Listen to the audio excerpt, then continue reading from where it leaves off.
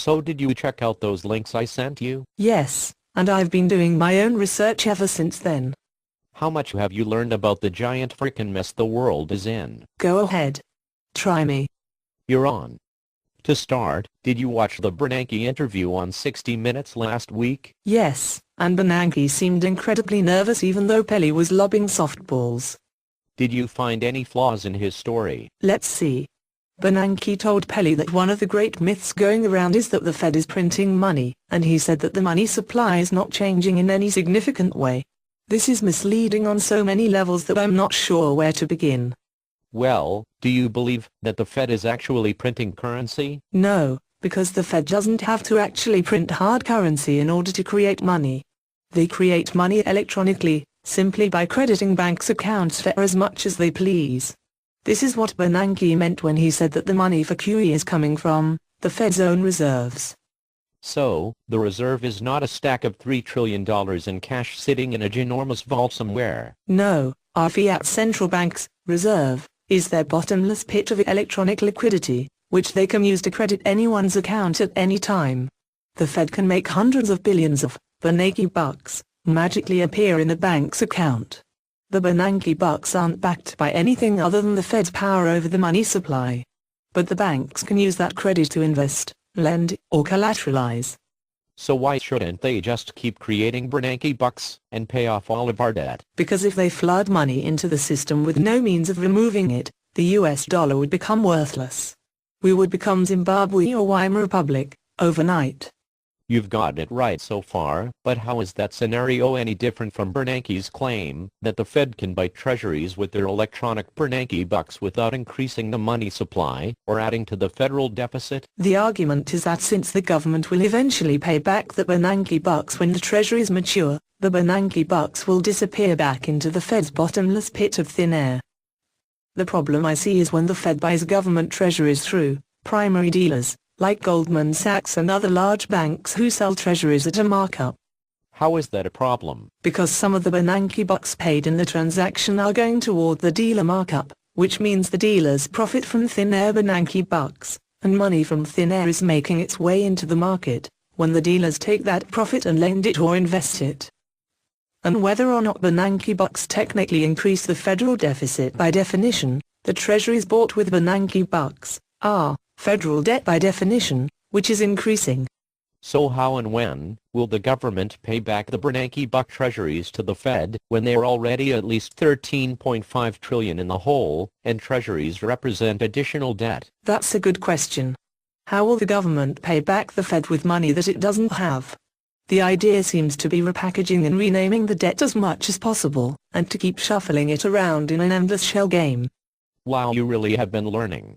So what about expanding the money supply? That's supposedly not changing in any significant way. There are 6 different measurements of the money supply. In the past 13 weeks since August, the M1 measure of the money supply has grown at 4 times the rate of the previous 6 months, and the M2 measure has grown at a rate of 2.5 times the growth of the previous 6 months. What about the amount of hard currency in circulation? Even the amount of hard currency in circulation has grown from 750 billion to 978 billion over the past 3 years. I'm not sure which part of the money supply is supposedly not growing in any significant amount. But then again, I'm not an economist. But as long as we believe that printing money is just a myth, Bernanke thinks we shouldn't have anything to worry about. Gee, I feel better already. What's ironic is that it was Bernanke himself who said that quantitative easing is like printing money. He calls it a myth now, but he called it necessary back then. When did he say that QE is like printing money? On his first 60 Minutes appearance, with the same interviewer last year, March 2009. Even the Daily Show called him out on it last week. So first Bernanke tells America that the Fed, effectively, prints money when it electronically loads up a bank's account. Now he's telling America that, to quote him here, money printing is just a myth, that the money supply and currency aren't changing significantly. But in reality, both the money supply and the money base have increased a hell of a lot lately. No wonder his voice and his lips were quivering so much. And the Fed hasn't ruled out additional quantitative easing, depending on the efficacy of the program. With judgment like this, I'd love to know how they define efficacy of the program. Exactly. But Bernanke is 100% sure that he can control inflation. Gee, I feel better already. Wasn't he also sure that quantitative easing would lower interest rates? In the interview, he said that QE is lowering interest rates now, as we speak, but the Treasury yield charts over the past month will make you laugh your butt off. The Fed's predictions haven't exactly been reliable since, ever.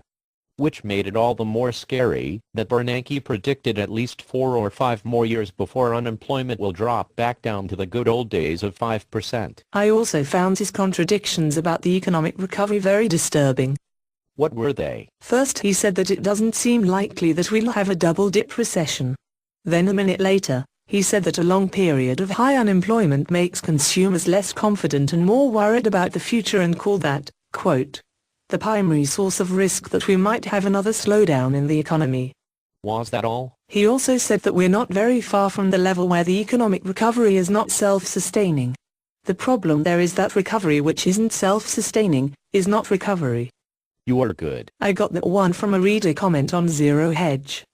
So how many Bernanke bucks has the Fed not printed since the crisis began? When all is said and done, QE2 will bring the Fed's balance sheet up to about $3 trillion in assets. And assets are? Mostly government debt in the form of U.S. treasuries, and over $1 trillion of toxic mortgage-backed securities. All of which the Fed purchased with thin-air Bernanke bucks? Does the Fed actually have any real money? Yes, the Fed has about $57 billion in real capital. Jim Rickards pointed out that it would only take a 2% drop in the value of the Fed's $3 trillion in assets to entirely wipe out their $57 billion in capital, and render them bankrupt. And still, Bernanke said he's willing to do even more quantitative easing if QE2 produces the same fantastic results as QE1 did. There is hope though. Congressman Ron Paul, you know the guy who wrote a book last year called End the Fed, was just named chairman of the House Subcommittee on Domestic Monetary Policy. You mean? Ron Paul will have congressional authority over the Federal Reserve. Yeah, baby.